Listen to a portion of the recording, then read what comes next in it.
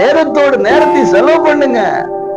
அவர் சந்நிதியில் இருந்து, அவர் சமூகத்தில் இருந்து, அவருடைய ஆலயத்தில் இருந்து, அவர் அருளிய வேதத்திலிருந்து உங்களுக்கான நியாயம் வெளிப்படும்.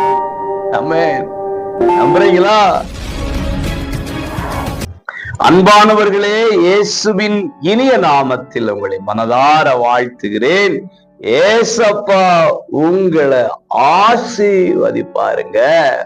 சங்கீதம் 17:2, உம்முடைய சந்நிதியில் இருந்து என் நியாயம் வெளிப்படுவதாக. பிரியமானவர்களே, நியாயத்துக்காய் காத்து கொண்டிருக்கிறீங்க இல்லையா? பல இடத்துல அது கிடைக்க மாட்டேங்குது. எங்க பார்த்தாலும் அநீதி, நீதியவே பார்க்க முடியல. அநியாயம் தான் பெருகி இருக்குது. நியாயம் என்கிற போர்வையில அநியாயம் பெருகி இருக்கு. நீதி என்கிற பெயர்ல அநீதி பெருகி இருக்கு. எது நீதி எது அநீதினே தெரியல. எது நியாயம் எது அநியாயமே தெரியாத அளவுக்கு இரண்டும் ஒன்றோடு ஒன்று பின்னி பிணைந்திருக்கிறது போல இருக்கிறது.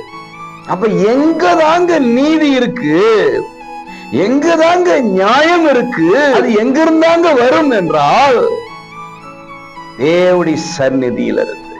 ஆகவே நியாயத்துக்காய் காத்திருக்கிற பிள்ளைகளே, நீதிக்காய் காத்திருக்கிற பிள்ளைகளே, தேவ சந்நிதிக்கு வாருங்க.